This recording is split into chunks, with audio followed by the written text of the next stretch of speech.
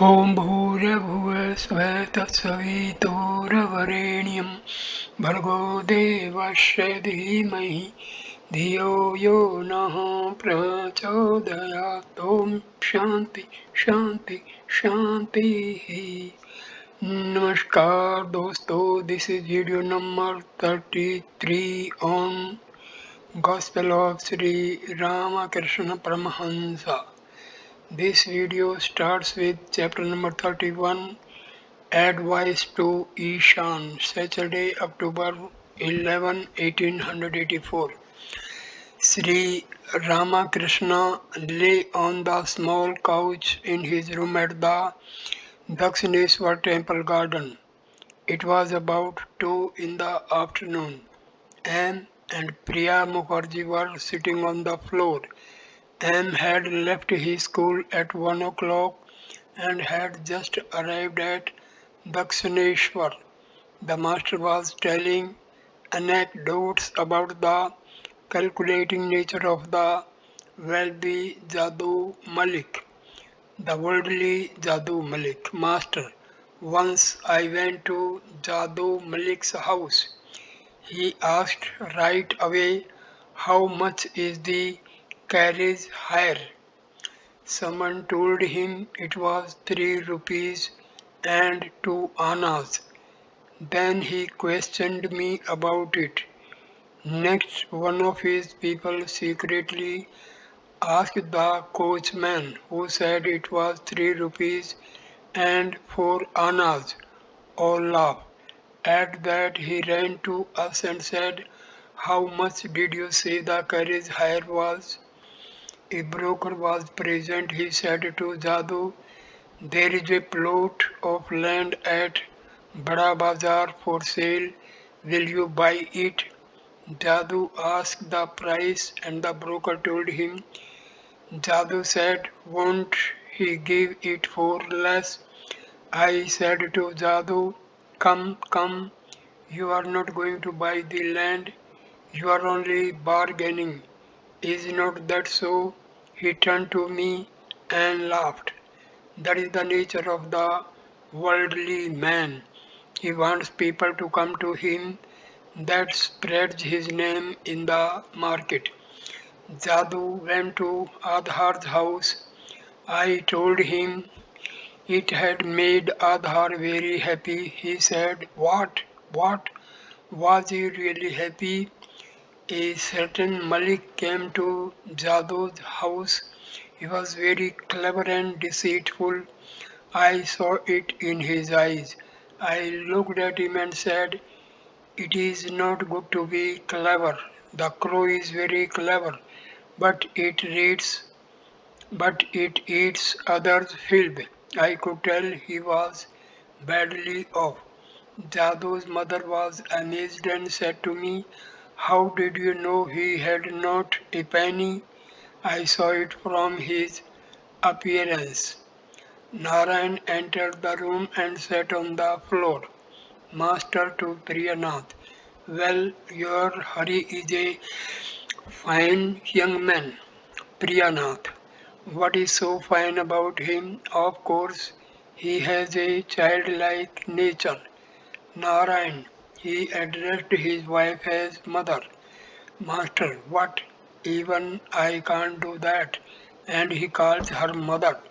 To Priyanath, you see, the boy is very quiet. His mind is directed to God. Sri Ramakrishna changed the subject of conversation.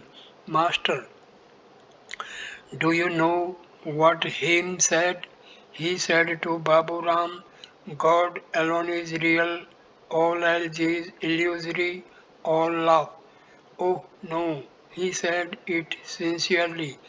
Again he told me he would take me to his house and sing Kirtan, but he did not do it. I understand that he said later on, what will people say if I sing with drums and cymbals? He was afraid that people might think he was crazy. Warning devotees about women. Haripada has fallen into the clutches of a woman of the Ghospada sect. He can't get rid of her. He says that she takes him on her lap and feeds him. She claims that she looks on him as the baby Krishna. I have warned him a great many times. She says that she thinks of him as a child, but this maternal affection soon degenerates into something dangerous. You see, you should keep far away from women. Then you may realize God. It is extremely harmful to have much to do with women who have bad motives or to eat food from their hands. They robbed a man of his spirituality. Only by being extremely careful about women can one preserve one's love of God. One day, Bhavna, Rakhal, and some other youngsters had cooked their own meal in the temple garden. They were sitting at their meal when a Baul arrived, sat down with them, and said he wanted to eat with them. I said that there was not enough food. If anything was left, it would be kept for him. He became angry and left. On the Vijay day, a man allows anyone and everyone to feed him with his own hand. It is not good, but one can eat food from the hand of a devotee who is pure in heart. You must be extremely careful about women. Women speak of the attitude of Gopala. Pay no attention to such things. The proverb says a woman devours the three worlds. Many women, when they see handsome and healthy young men, lay snares for them. That's what they call the attitude of Gopala. Those who develop this passion from early youth, those who roam about yearning for God from boyhood, those who refuse all worldly life belong to a different class. They belong to an unsullied aristocracy. If they develop true renunciation, they keep themselves at least 50 cubits away from women, lest their spiritual mood should be destroyed. Once falling into the clutches of women, they no longer remain on the level of unsullied aristocracy. They fall from it and come to a lower level. People who practice renunciation from early youth belong to a very high level. Their ideal is very pure. They are stainless. How to conquer passion? How can a man conquer passion? He should assume the attitude of a woman. I spent many days as the handmaid of God. I dressed myself in women's clothes, put on ornaments, and covered the upper part of my body with a scarf, just like a woman. With the scarf on, I used to perform the evening worship before the image. Otherwise, how could I have kept my wife with me for 8 months? Both of us behaved as if we were the handmaids of the Divine Mother. I cannot speak of myself as a man. One day I was in an ecstatic mood. My wife asked me, "How do you regard me?" As the blissful mother, I said,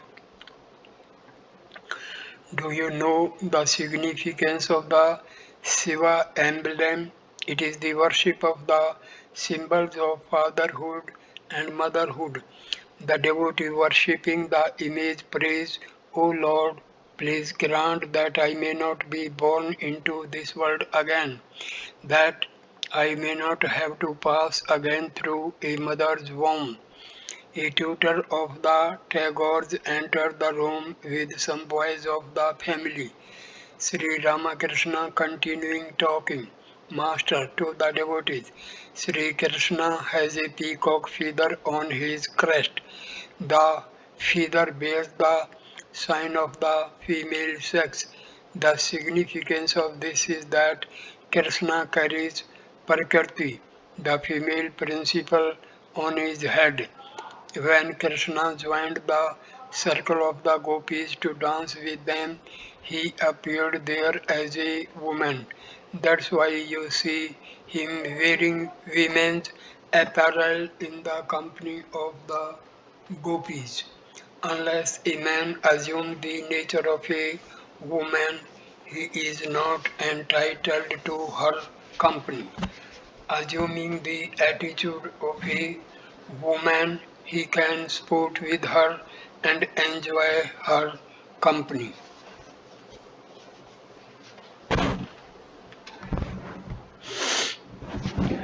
Disciplines during the sadhana period. But a man must be extremely careful during the early stages of spiritual discipline. Then he must live far away from any woman. He must not go too close to one even if she is a great devotee of God. You see, a man must not sway his body while climbing to the roof. He may fall. Weak people should hold on to a sport while going up the stairs.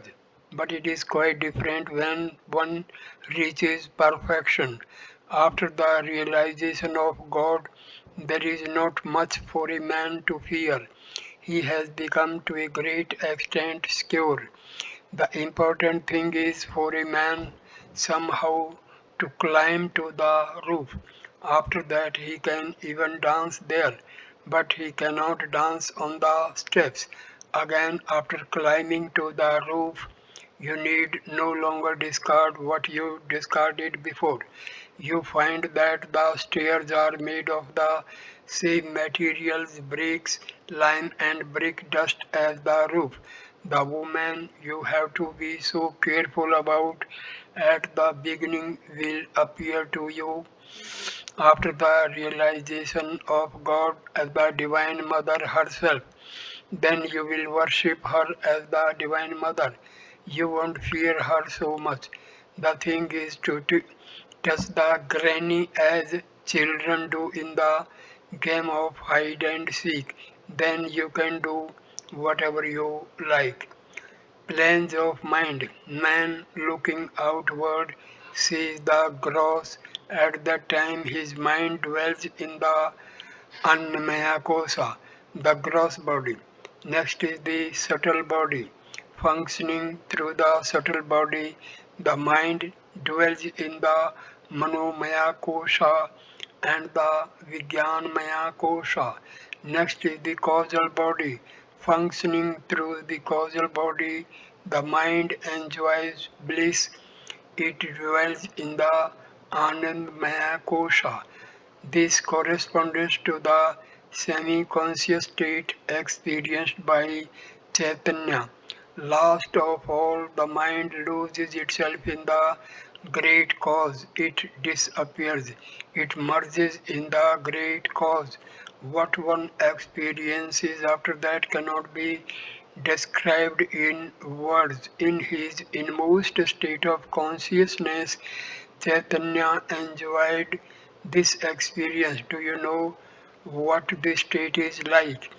Dayananda described it by saying, "Come into the inner apartments and shut the door. Anyone and everyone cannot enter that part of the house." On meditation, I used to meditate on the flame of a light. I thought of the red part as gross, the white part inside the red as subtle, and the stick-like black part, which is the innermost of all, as the causal. By certain signs you can tell when meditation is being rightly practiced. One of them is that a bird will sit on your head thinking you are an inert thing. I first met Kesav at a meeting of the Adi Samaj. Several members of the Samaj were sitting on the platform. Kesav was in the middle. I saw him motionless as a log. Pointing to Kesav, I said to Mathur Babu, "Look there, that bait has been swallowed by a fish." Because of that power of meditation, he achieved what he wanted, name, fame, and so forth through the grace of God. One can meditate even with eyes open. One can meditate even while talking. Take the case of a man with toothache, tutor of the Tagores. Yes, sir, I know that very well. All laugh. Master smiling. Yes, even when his teeth ache, he does all his duties, but his mind is on the pen. Likewise, one can meditate with eyes open and while talking to others as well. Tutor. One of the epithets of God is the Redeemer of the sinner. That is our hope. God is compassionate, Master. The sixth too said that God was compassionate. I asked, how is he compassionate? Why? They answered, he has begotten us. He has created so many things for us. He has brought us up to be man, and he protects us from the danger at every step. Thereupon I said, after begetting us, God looks after us and feeds us. Is there much credit in that? Suppose a son is born to you. Do you expect a man from another part of the city to bring him up? Tendencies from previous births. Tutor. Revered sir, one man quickly succeeds in spiritual life and another does not succeed at all. How do you explain that? Master, the truth is that a man succeeds to a great extent because of tendencies inherited from his previous birth. People think he has attained the goal all of a sudden. A man drank a glass of wine in the morning. It made him completely drunk. He began to behave improperly. People were amazed to see that he could be so drunk after one glass. But another man said, why, he has been drinking all night. Hanuman burned down the golden city of Lanka. People were amazed that a mere monkey could burn the whole city, but then they said, the truth is that the city was burnt by the size of Sita and the wrath of Rama. Look at Lala Babu. He had so much wealth. Could he have renounced it all so suddenly without the good tendencies of his previous birth? And Rani Bhavani, so much knowledge and devotion in a woman. In his last birth, a man is endowed with sattva. His mind is directed to God. He longs for God. He withdraws his mind from worldly things. Krishndas Pal came here. I found him full of rajas, but it must be said that he observed the Hindu customs. He left his shoes outside before entering the room. After a little conversation, I discovered that he had no stuff inside.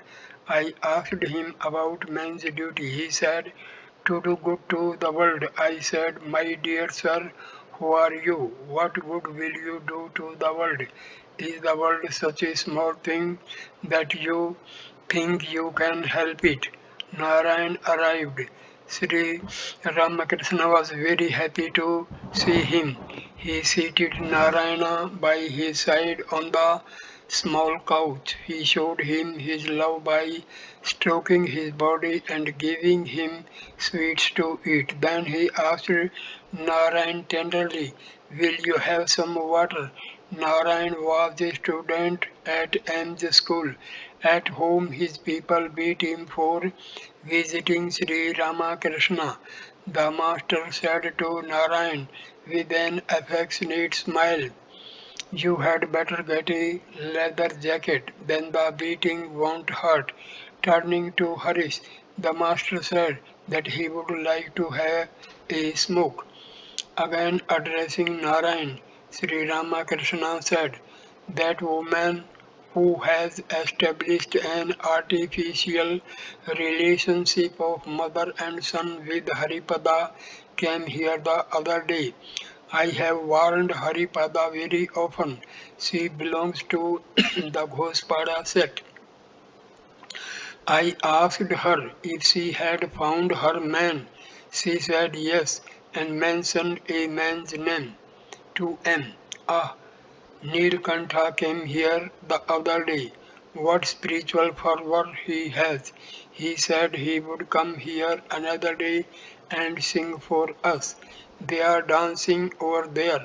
Why don't you go and see it? To Ramlal, there is no oil in the room. Looking at the oil jar, the servant has not filled it. Sri Ramakrishna was walking up and down now in his room on the south veranda, occasionally pausing on the semicircular porch west of his room. He would look at the Ganges. After a little while, he returned to his room and sat on the small couch. It was past 3 in the afternoon. The devotees took their seats on the floor. The master sat in silence before them, now and then casting a glance at the walls where many pictures were hanging. To Sri Ramakrishna's left was a picture of Saraswati, and beyond it a picture of God and Nitai singing kirtan with their devotees. In front of the master hung pictures of Dhruva, Prahlada, and Mother Kali. On the wall to his right was another picture of the Divine Mother. Rajeswari.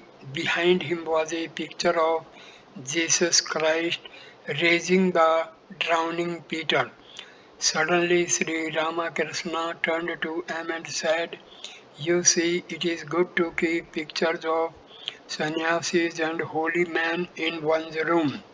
When you get up in the morning, you should see the faces of holy persons rather than the faces of other men. People with Rajasic qualities keep English pictures on their walls, pictures of rich men, the king, the queen, the Prince of Wales, and white men and women walking together. That shows their Rajasic temperament." You acquire the nature of the people whose company you keep.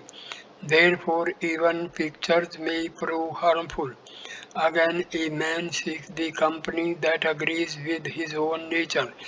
The Paramahamsas keep near them a few young boys 5 or 6 years old. They allow such boys to be near them. Attaining the state of a Paramahamsa, a man loves the company of boys like the Paramahamsas. The boys are not under the control of the Gunas, Sattva, Rajas or Tamas. By looking at trees, a man awakens in his heart the picture of a hermitage in which a rishi is practicing austerity. A Brahmin from Sindhi entered the room and saluted Sri Ramakrishna. He had studied Vedanta in Banaras. He was stout and had a smiling face. "Master, hello, how are you? You have not been here in a long time." Pandit smiling. "Worldly duties, sir. You know I have very little leisure." The Pandit sat down and the master began to talk with him. "Dayananda, master, you spent a long time in Banaras. Tell us what you saw there. Tell us something about Dayananda. Pandit. Yes, I met him. You also met him, did not you, Master? Yes, I visited him. He was living then in a garden house on the other side of the Ganges. Keshav was expected there that day. He longed for Keshav as the Chatak bird longs for rain. He was a great scholar and made fun of the Bengali language. He admitted the existence of the deities, but Keshav did not. Dayananda used to say, God has created so many things, could not he have created the deities? Dayananda believed the ultimate reality to be without form. Captain was repeating the name of Rama. Dayananda said to him sarcastically, better repeat Sandesh.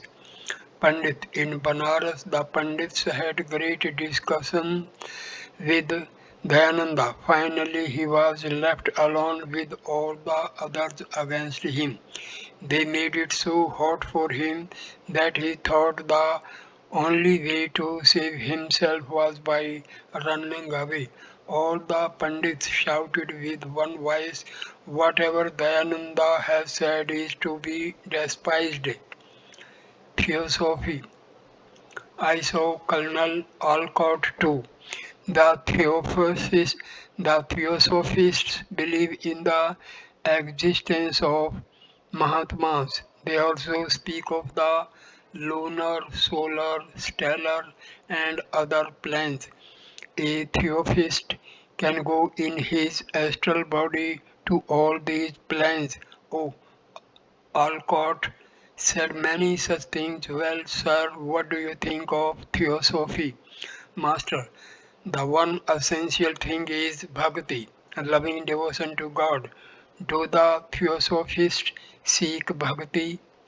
They are good if they do. If Theosophy makes the realization of God the goal of life, then it is good.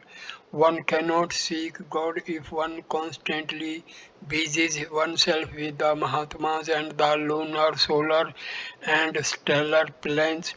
A man should practice sadhana and pray to God with a longing heart for love of his lotus feet. He should direct his mind to God alone, withdrawing it from the various objects of the world. The Master saying, how are you trying, O my mind, to know the nature of God? You are groping like a madman locked in a dark room. He is grasped through e- ecstatic love. How can you fathom him without it? And for that love, the mighty yogis practice yoga from age to age. When love awakes, the Lord, like a magnet, draws to him the soul. Continuing, Master said, you may speak of the scriptures, of philosophy, of Vedanta, but you will not find God in any of these. You will never succeed in realizing God unless your soul becomes restless for Him. Only through affirmation, never negation, can you know Him. Neither through Veda, nor through Tantra, nor the six darshanas. It is in love's elixir only that he delights, O mind. He dwells in the body in most depths in everlasting joy. One must be very earnest about God. Listen to another song. Can everyone have the visions of Radha? Can everyone taste her love? This, the rarest treasure of all, no earthly wealth can buy. Without devotions and sadhana, none can ever obtain it. The raindrop falling upon the deep when Swati shines on high is formed within the oyster's shell into a priceless pearl. Can such a pearl be found from rain that falls at other times? Mothers with their babes in arms may beacon to the moon to leave the sky and come to them, but only the waves are fooled. Does the moon ever leave the sky and dwell upon the earth? Preparation for God vision. One must practice intense spiritual discipline. Can one obtain the vision of God all of a sudden without any preparation? A man asked, "Why don't I see God?" I said to him, as the idea came to my mind, "You want to catch a big fish. First make arrangements for it. Throw spiced bait into the water, get a line and a rod. At the smell of the bait, the fish will come from the deep water. By the movement of the water, you will know that a big fish has come. You want to eat butter, but what will you achieve by simply repeating that there is butter in milk? You have to work hard for it. Only thus can you separate butter from milk. Can one see God by merely repeating God exists? One needs sadhana. The Divine Mother herself practiced austere sadhana to set an example for mankind. Sri Krishna, who is none other than the ultimate Brahma, also practiced sadhana to set an example to others. Purusha and Prakriti. Sri Krishna is the Purusha and Radha the Prakriti. The Chit Shakti, the Adya Shakti. Radha is the Prakriti, the embodiment of the three gunas. Sattva, Rajas and Tamas are in her. As you remove the layers of an onion, you will first see tints of both black and red, then only red, and last of all only white. The Vaishnava scriptures speak of Kam Radha, Prem Radha, and Nit Radha. Chandravali is Kam Radha, and Srimati is Prem Radha. Nanda saw Nitya Radha holding Gopala in her arms. The Brahma of Vedanta and the Chit Shakti are identical, like water and its wetness. The moment you think of water, you must also think of its wetness. And the moment you think of water's wetness, you must also think of water. Or is it like the snake and its wriggling motion? The moment you think of the snake, you must also think of its wriggling motion. And the moment you think of the snake's wriggling motion, you must also think of the snake. When do I call the ultimate reality by the name of Dharma? When it is actionless or unattached to action. When a man puts on a cloth, he remains the same man as when he was naked. He was naked, now he is clothed. He may be naked again. There is poison in the snake, but it doesn't harm the snake. It is poison to him who is bitten by the snake. Brahma itself is unattached. Names and forms are nothing but the manifestations of the power of Prakriti.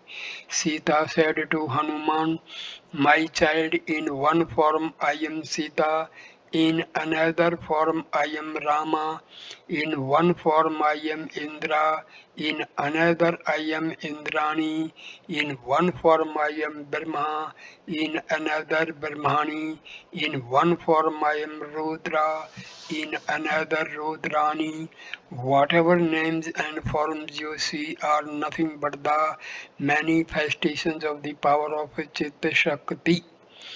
Everything is the power of Chit Shakti, even meditation, and he who meditates. As long as I feel that I am meditating, I am within the jurisdiction of Prakriti.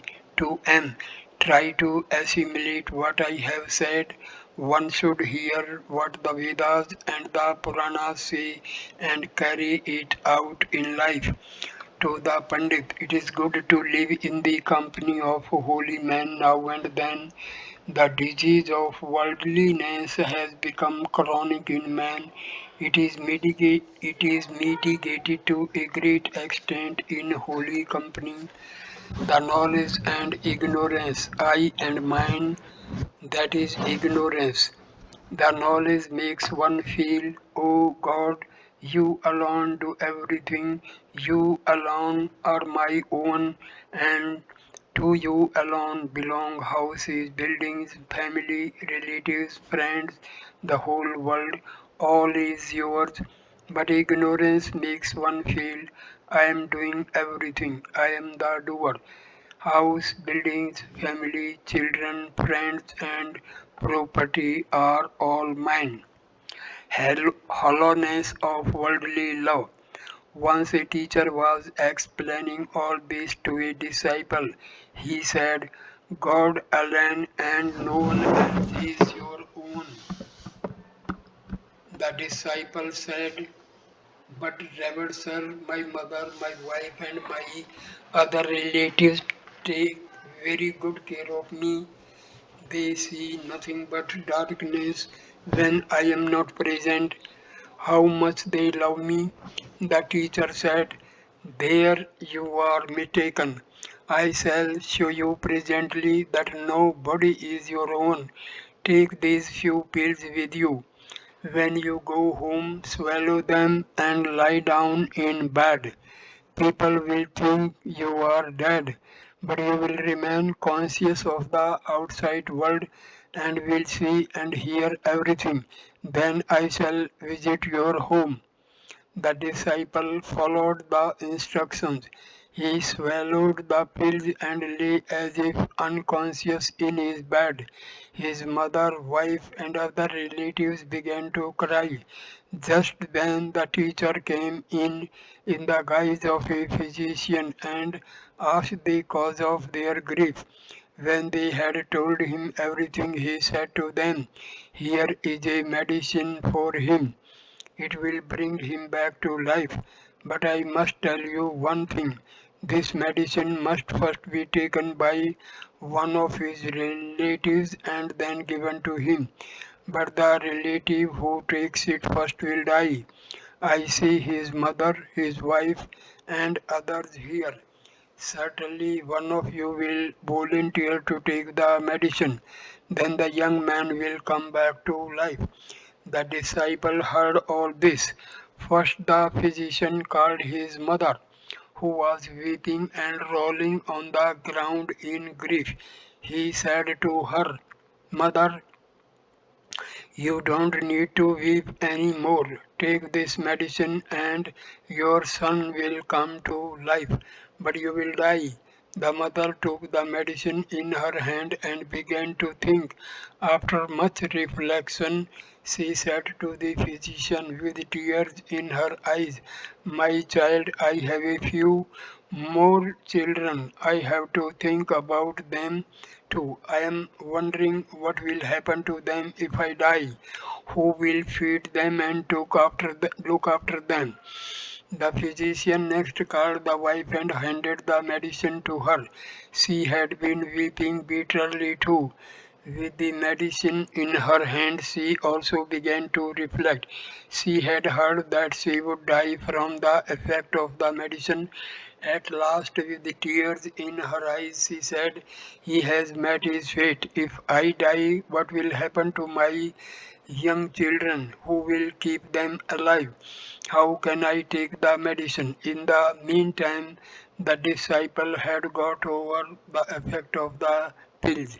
He was now convinced that nobody was really his own.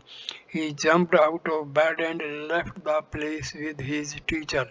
The Guru said to him, there is only one whom you may call your own, and that is God. Therefore, a man should act in such a way that he may have bhakti for the lotus feet of God and love God as his very own. You see this world around you. It exists for you only for a couple of days.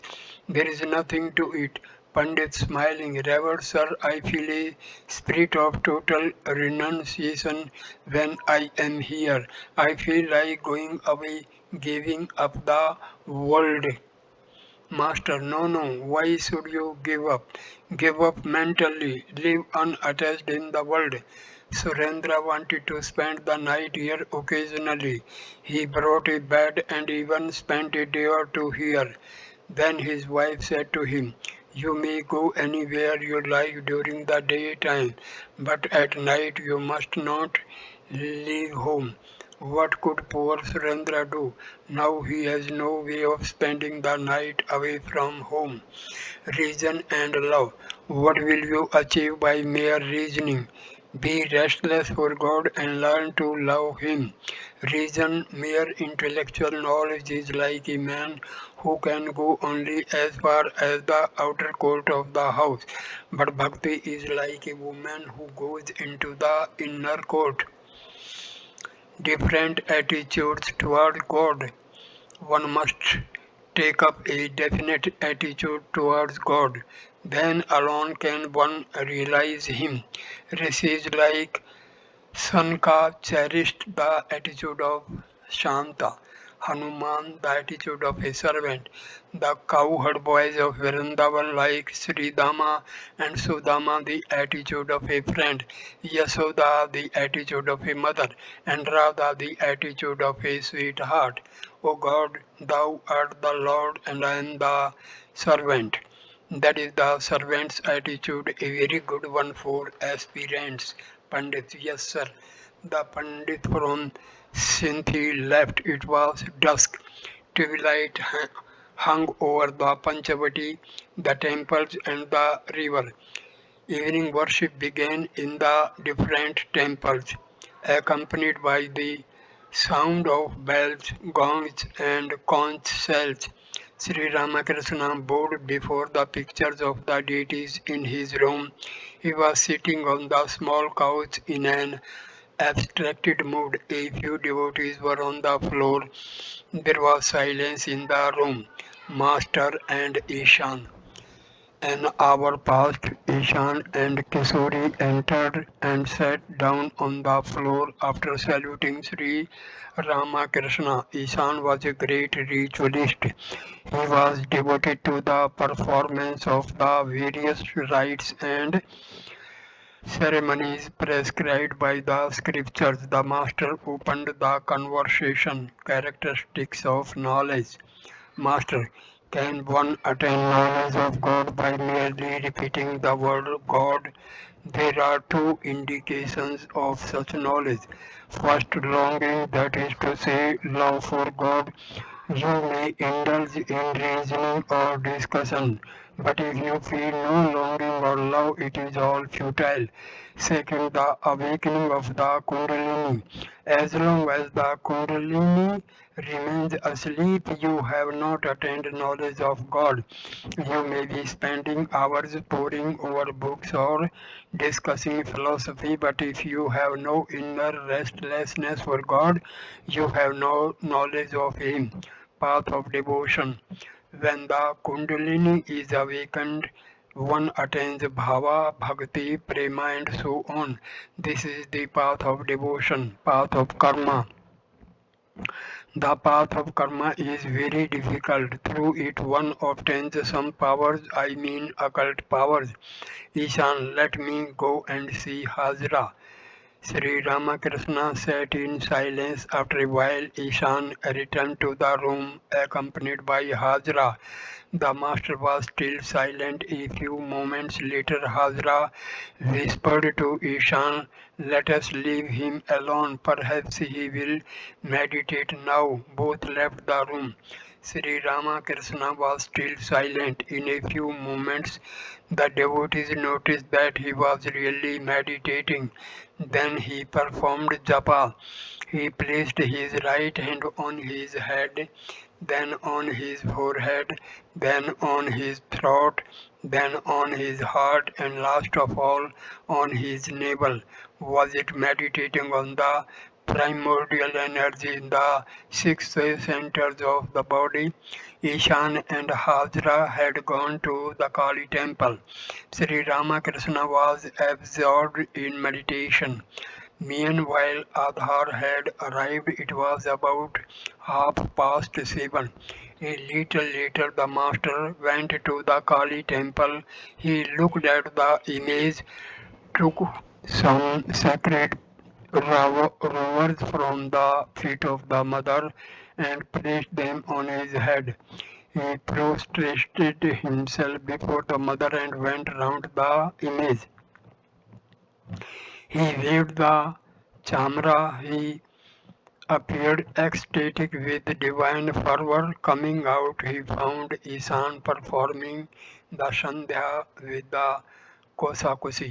Rituals are only steps. Master to Ishan, what? You are still here? Are you still performing the Sandhya? Listen to a song. Why should I go to Ganga or Gaya, to Kanchi, Kanchi or Parbhas, so long as I can breathe my last with Kali's name upon my lips? What need of rituals has a man? What need of devotions any more? If he repeats the mother's name at the three holy hours, rituals may pursue him close, but never can they overtake him. Charity, vows, and giving of gifts do not appeal to Madan's mind. The blissful mother's lotus feet are his while prayer and sacrifice. How long must a man continue the Sandhya? As long as he has not developed love for the lotus feet of God, as long as he does not shed tears and his hair does not stand on end when he repeats God's name. I bow my head, says Prasad, before desire and liberation, knowing the secret that Kali is one with the highest Brahma. I have discarded once for all both dharma and adharma. When the fruit grows, the flower drops off. When one has developed love of God and has beheld Him, then one gains of the Sandhya and other rites. When the young daughter-in-law is with child, the mother-in-law reduces her activities. When she has been pregnant for 9 months, she is not allowed to perform any household duty. After the birth of the child, she only carries the child on her arm and nurses it. She has no other duty. After the attachment of God, the Sandhya and other rites are given up. Master exhorts Ishan. You cannot achieve anything by moving at such a slow pace. You need stern renunciation. Can you achieve anything by counting 15 months as a year? You seem to have no strength, no grit. You are as mushy as flattened rice soaked in milk. Be up and doing. Gird your loins. I don't like that song. Brother, joyfully cling to God, thus striving someday you may attain Him. I don't care for the line, thus striving someday you may attain Him. You need stern renunciation. I say the same thing to Hazra. You ask me why you don't feel stern renunciation. There is a reason for it. You have desires and tendencies within you. The same is true of Hazra. In our part of the country, I have seen peasants bringing water into their paddy fields. The fields have low ridges on all sides to prevent the water from leaking out, but these are made of mud and often have holes here and there. The peasants work themselves to death to bring the water, which however leaks out through the holes.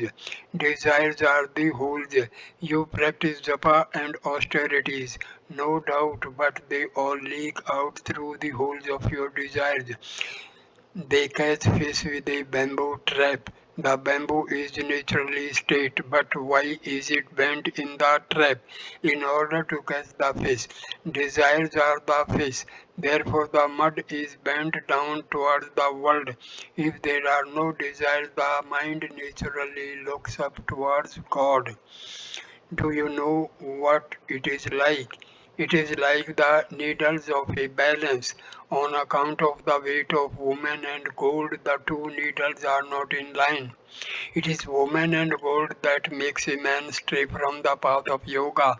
Have not you noticed the flame of a candle? The slightest wind makes it waver. The state of yoga is like the candle flame in a windless place.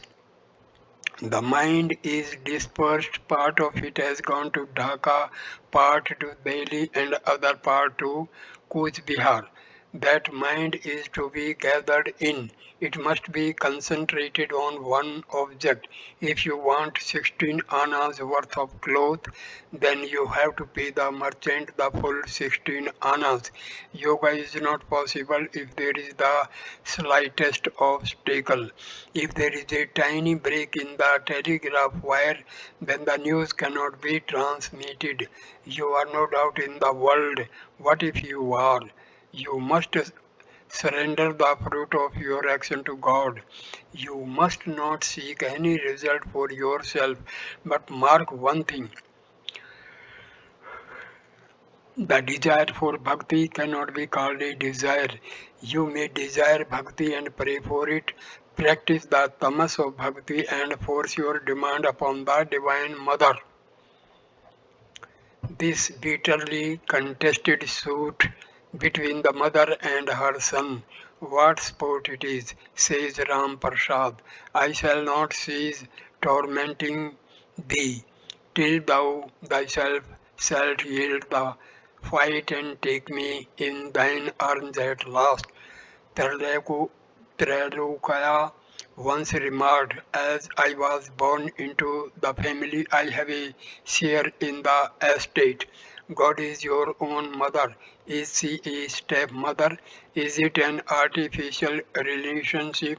If you cannot force your demand on her, then on whom can you force it? Say to her, Mother, am I thine 8 months child? Thy red eyes cannot frighten me. A deed of gift I hold in my heart, attested by thy husband Shiva. I shall shew thee if I must, and with a single point shall win. God is your own mother. Enforce your demand. If you are part of a thing, you feel its attraction. Because of the element of the Divine Mother in me, I feel attracted to her. A true Shiva has some of the characteristics of Shiva. He has in him some of the elements of Shiva. He who is a true Vaishnava is endowed with some of the elements of Narayana. Nowadays, you don't have to attend to worldly duties. Spend a few days thinking of God. You have seen that there is nothing to the world, the Master saying. Remember this, O mind, nobody is your own.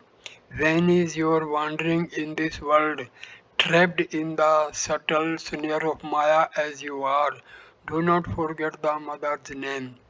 Only a day or two men honor you on earth as Lord and Master. All too soon that form so honored now must needs be cast away when death the Master seizes you. Even your beloved wife for whom while yet you live, you fret yourself almost to death will not go with you then. She too will say farewell and shun your corpse as an evil thing. Continuing, the Master said, what are these things you busy yourself with this arbitration and leadership? I hear that you settle people's quarrels and that they make you the arbiter. You have been doing this kind of work a long time. Let those who care for such things do them. Now devote your mind more and to the lotus feet of God. The saying goes, Ramana died in Lanka and Behula wept bitterly for him. Shambhu too said, I shall build hospitals and dispensaries. He was a devotee of God, so I said to him, will you ask God for hospitals and dispensaries when you see him?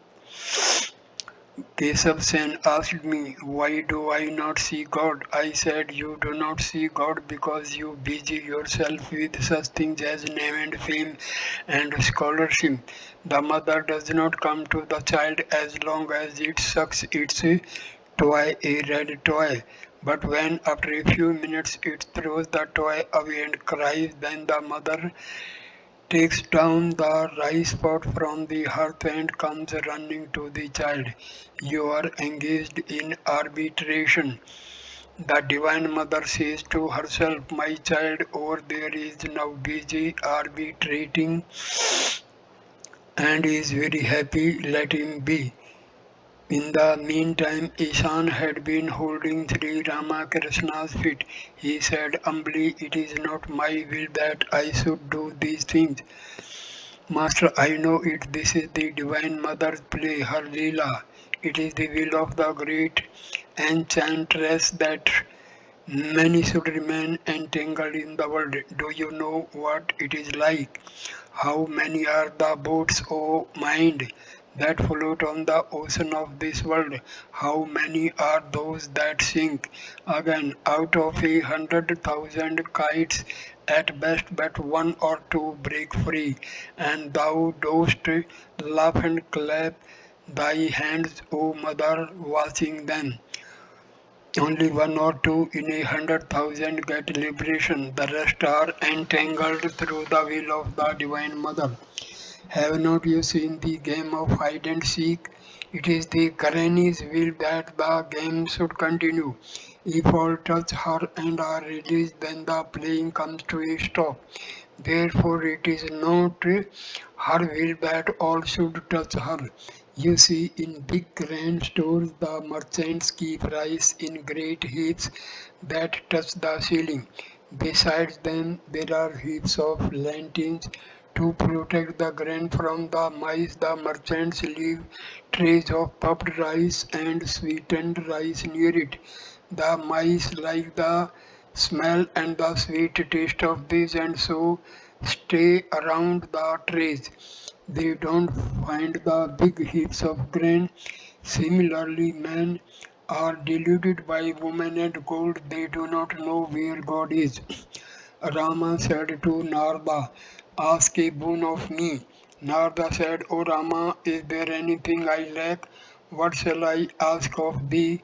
But if thou must give me a boon, grant that I may have selfless love for thy lotus feet and that I may not be deluded by the world bewitching Maya.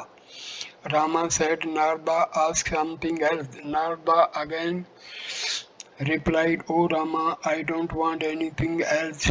Be gracious to me and see that I have pure love for thy lotus feet. I prayed to the Divine Mother, O Mother, I don't want name and fame. I do not want the 8 occult powers.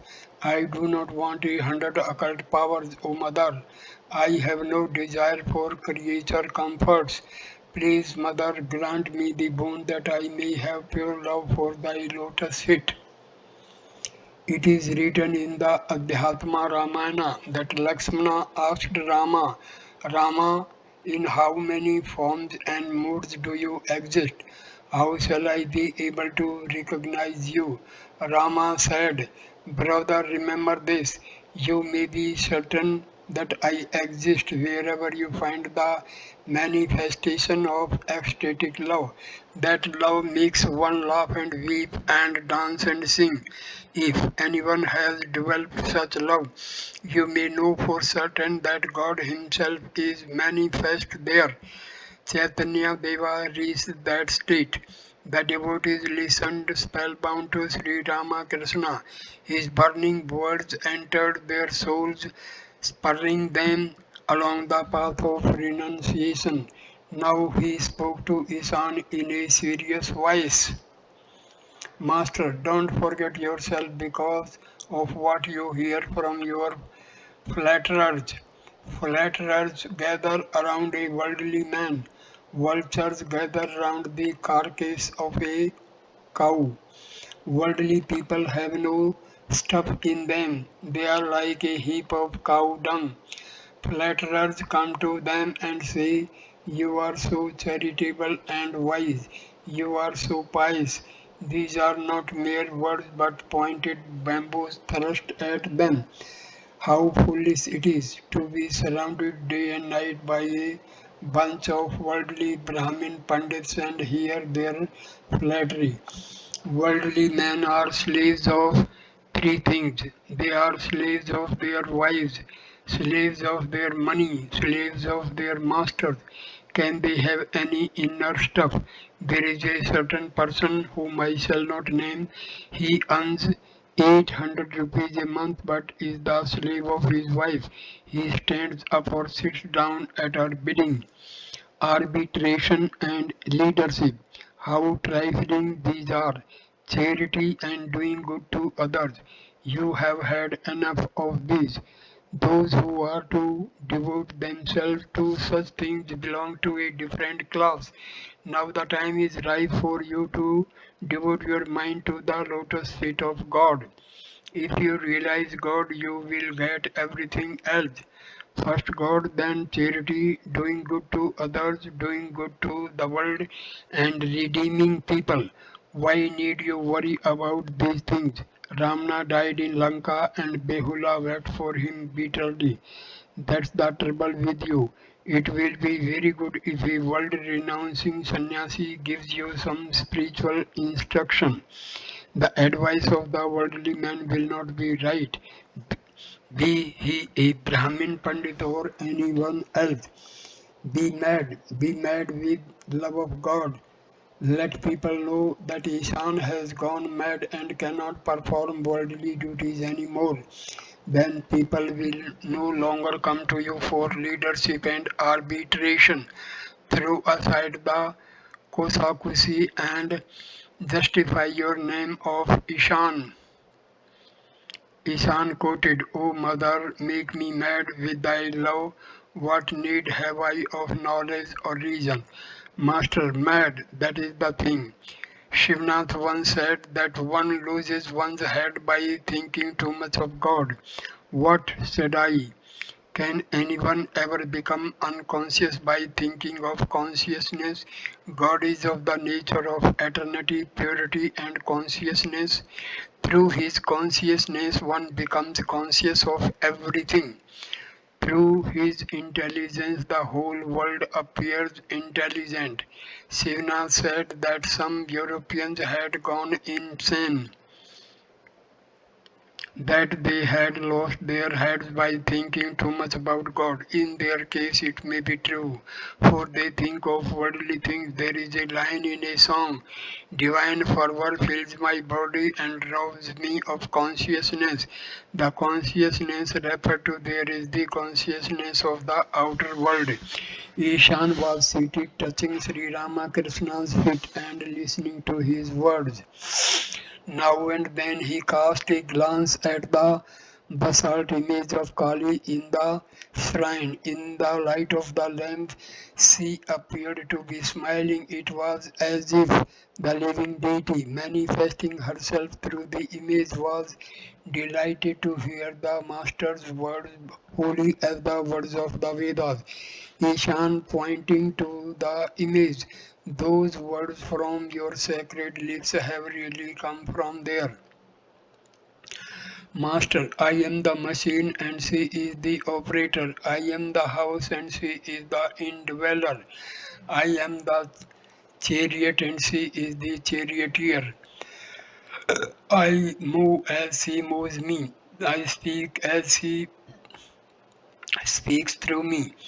In the Kali Yuga, one does not hear the voice of God, it is said, except through the mouth of a child or a madman or some such person.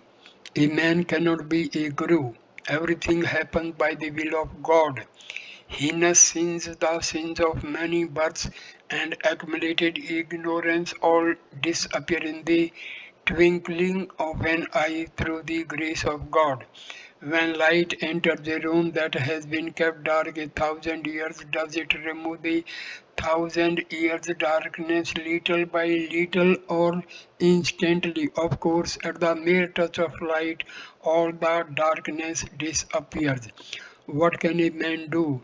He may speak many words, but after all is said and done, everything rests with God.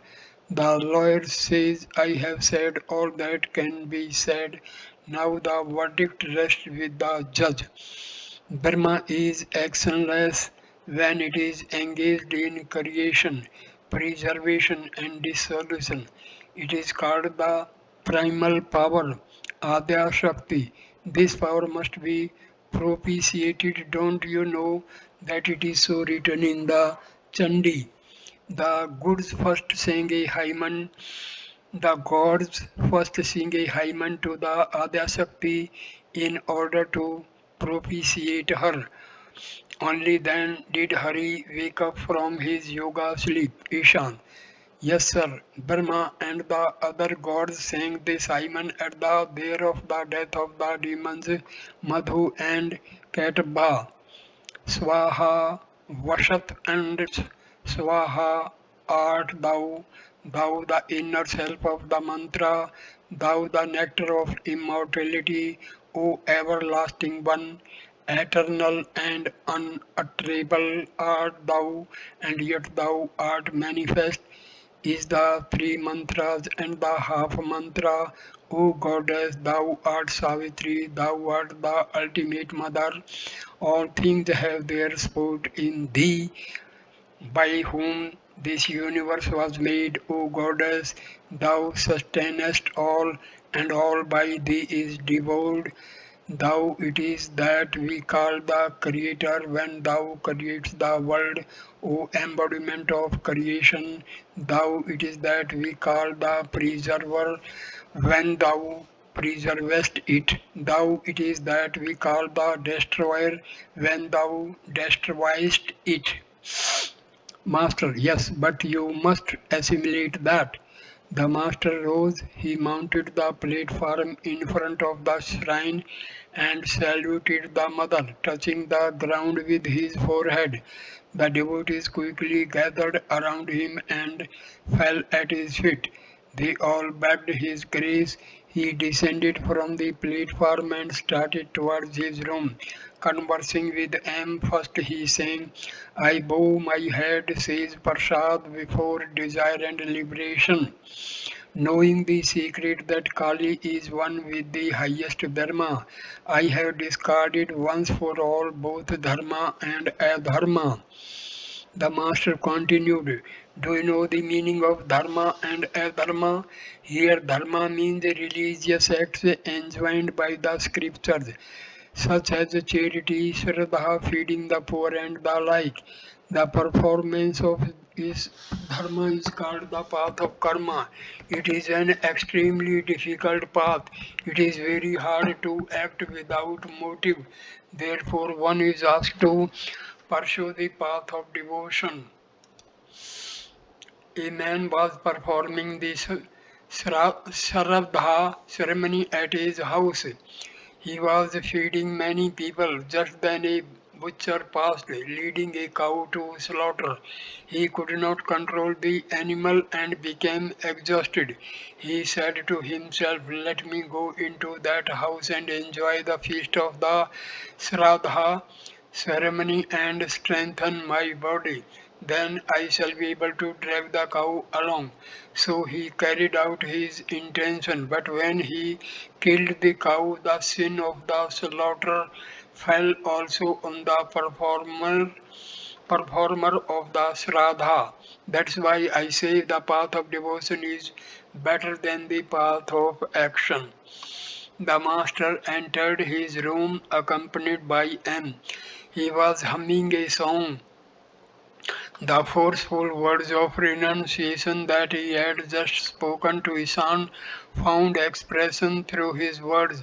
He sang the lines, Mother, Take everything else away from me, but leave me my necklace of bones and my pot of hemp. Sri Ramakrishna sat down on the small couch and Adhar, Kishori and the other devotees sat on the floor. Master to tile devotees. I was noticing Isan why he has not achieved anything. What can be the reason? He practiced the Purascharna for 5 months. That would have caused a revolution in any other person, Adhar. It was not wise of you to say those things to him in front of us. Master, how is that? He is so much given to japa. How can words affect him? After a while, Sri Ramakrishna said to Adhar, Ishan is very charitable and he practices japa and austerity a great deal. The master remained quiet a few moments. The eyes of the devotees were fixed on him. Suddenly Sri Ramakrishna said to Adhar, you have both yoga and bhoga. Saturday, October 18, 1884. It was the day of the worship of Kali, the Divine Mother. The worship was to begin at 11 o'clock at night. Several devotees arrived at the temple. All creation is the sport of my mad mother Kali. By her Maya the three worlds are bewitched. Mad is she and mad is her husband. Mad are her two disciples. None can describe her loveliness, her glories, gestures, moods. Shiva, with the agony of the poison in his throat, chants her name again and again. The personal does she oppose to impersonal, breaking one stone with another, though to all else she is agreeable. Where duties are concerned, she will not yield. Keep your raft, says Ramprasad, afloat on the sea of life, drifting up with the flood tide, drifting down with the ebb. The master was quite overwhelmed with the song. He said that songs like this denoted a state of divine inebriation. He sang one after another. This time I shall devour thee utterly, Mother Kali, for I was born under an evil star, and one so born becomes, they say, the eater of his mother. Then, O Kali, my mother full of bliss, enchantress of the Almighty Shiva, in thy delirious joy thou dancest, clapping thy hands together. And then, if at the last my life breath leaves me as I repeat the name of Kali, I shall attain the realm of Shiva. What does Banaras mean to me? Infinite are my mother's glories. Who can find the end of her virtues? Shiva, beholding their smallest part of life prostrate at her lotus feet, the singing was over. Two sons of Rajnarayan entered the room and bowed low before the master. In the afternoon they had sung with their father the glories of the Divine Mother. The master sang again, and with them all, all creation is the sport of my mad mother Kali. The younger brother requested Sri Ramakrishna to sing a certain song about Sri Gauranga, the master saying, God and Nitai, ye blessed brothers, I have heard how kind you are, and therefore I have come to you. Ramlal entered the room. The master said to him, please sing something about the Divine Mother. It is the day of her worship. Ramlal sang, who is the woman yonder who lights the field of battle? Darker her body gleams even than the darkest storm cloud, and from her teeth there flash the lightning's blinding flames. Dishevelled her hair is flying behind as she rushes about. Undaunted in this war, between the gods and the demons, laughing her terrible laugh, she slays the fleeing asuras, and with her dazzling flashes she bears the horror of war. Again Ramlal sang, who is this terrible woman, dark as the sky at midnight? who is this woman dancing over the field of battle? Sri Ramakrishna began to dance to the song. Then he sang, the black bee of my mind is drawn in sheer delight to the blue lotus power of Mother Shama's feet, the blue flower of the feet of Kali, Shiva's consort, tasteless to the bee, are the blossoms of desire. My mother's feet are black, and black too is the bee. Black is made one with black, this much of the mystery these mortal eyes behold, then hastily retreat. But Kamalakanta's hopes are answered in the end. He swims in the sea of bliss, unmoved by joy or pain. After the music and dancing, Sri Ramakrishna sat on the couch and devotees sat on the floor. He said to M, it is pity you were not here in the afternoon. The musical recital of Chandi was very fine. Some of the devotees went to the temple to salute the image of the Divine Mother. Others sat quietly performing japa on the steps leading to the Ganges. It was about 11 o'clock, the most auspicious time for contemplation of the Divine Mother. The flood tide was rising in the Ganges, and the lights on its banks were reflected here and there in its dark waters. From outside the shrine, M was looking wistfully at the image. Ramlal came to the temple with a book in his hand containing the rules of the worship. He asked M if he wanted to come in. M felt highly favored and entered the shrine. He saw that the Divine Mother was profusely decorated. The room was brilliantly illuminated by a large chandelier that hung from the ceiling. Two candles were burning in front of the image. On the floor were trays full of offerings, red hibiscus flowers and bay leaves adorned her feet. She wore garlands round her neck. M's eyes fell on the chamra. Suddenly he remembered that Sri Ramakrishna often fanned the Divine Mother with it. With some hesitation he asked Ramlal if he might fan the image. The priest gave his permission and joyously fanned the image. The regular worship had not yet begun. The devotees again entered the master's room. Danipal had invited Sri Ramakrishna to visit the Sinthi Brahmosamas the next day but had made a mistake in his letter with regard to the date. Master to M. Danipal has sent me an invitation, but why has he put the wrong date? M. The date was not written correctly. He wrote the letter carelessly. As Sri Ramakrishna spoke, he was standing in the middle of the room with Baburam by his side. He leaned toward the disciple, touching his body. Suddenly he went into samadhi. The devotees stood around with their eyes fixed on him. The master's left foot was advanced a little. The shoulder was slightly inclined to one side. His arm rested on Baburam's neck near the ear. After a while, he came down from the ecstatic state. As he stood there, he put one hand to his cheek and appeared to be brooding over something. Then, smiling, he addressed the devotees. Master, I saw everything, how far the devotees had advanced. I saw Rakhal, him pointing to him, Surendra, Baburam, and many others. Hazra, me, Master, yes. Hazra, many more obstacles. Master, no. Hazra, what about Narendra? Master, I did not see him, but I can tell about him. He is a little entangled, but I saw that everyone will succeed. To M, I saw that all are in hiding. The devotees listened to these words with great wonder. It seemed to them that they were hearing an oracle. Master, but I got into that mood by touching Baburam.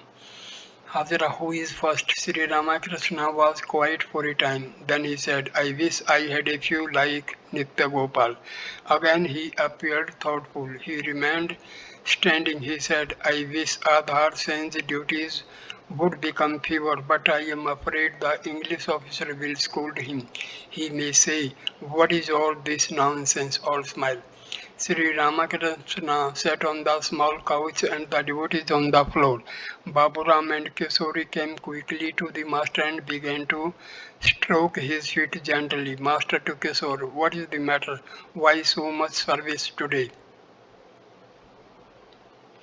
So at this point I conclude this video. Next video number 34 will start with the chapter number 30, the worship in the temple. Thank you. Namaskar.